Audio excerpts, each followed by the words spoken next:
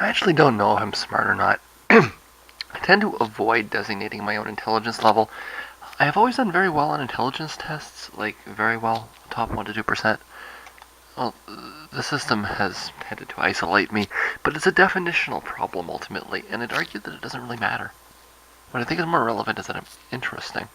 Success is a weird concept to me. First of all, I've never cared much about it. I've been a floater my whole life, apathetic, disinterested in status. It's hard to measure whether you're successful when you've never really made much of an effort to succeed. You could say I'm dancing around words and just not coming to terms with failure, but you're really not, right? I never wanted kids, I never wanted wealth, I never wanted status. What I wanted was freedom. And I think you could make an argument that I've succeeded in not succeeding, which has given me that freedom. This is ternary logic, right? It's not a choice between success and failure. And people that try to present it to you that way are just douchebags, right? You cannot succeed without failing. And I mean, like, I'm not saying that you can't succeed without failing. I'm saying that you can not succeed without failing. I think that's the right way to look at it, okay? But here's an example of the way this kind of thinking works. I was once offered a job at StatsCan. This was a good government job with a living wage, but it would mean that I'd have to dedicate 40 plus hours to something I didn't really care about. In the end, I turned that job down, and I took a part-time job as a survey interviewer instead. Now, you can call me stupid if you'd like, I don't care. But the criteria that I found most compelling when forced to make the choice was not wealth or status, but free time. I picked the option that would maximize leisure, and I did so at the expense of success. But even the survey job proved too restrictive to me. I had to work on a schedule. I found this oppressive.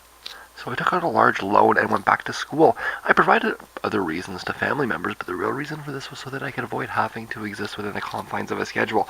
I didn't go back to school to find a job. I went back to school because I didn't want a job. And ask around. That's pretty common. I eventually found myself on disability, and I've never felt more free. I have no schedules, no obligations, no responsibilities. If my goal was freedom, I've succeeded rather spectacularly, haven't I? See, it's obviously incredibly subversive to define success as attaining the freedom that comes with living on state assistance. But I feel this is a more valuable goal than anything society wants to put on my lap. Like I say, this is all definitional. I'll point to the IQ tests for what they are without putting much weight into it, and you can respond by arguing that the IQ tests don't add up with what you see in front of you if you insist. But I'd say that you should think that through a little more carefully.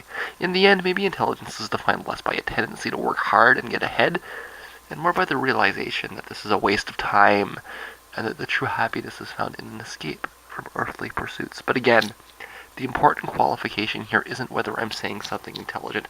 Don't look at me as a guru. It's whether I'm saying something interesting and thought-provoking. Okay? And I'm confident that I passed that test. Don't look at me as a source of wisdom. Okay? Look at me as a source of perplexment. I don't want you to say, that person's really smart. I want to listen to that person. I want you to say that person's interesting and makes me think for myself.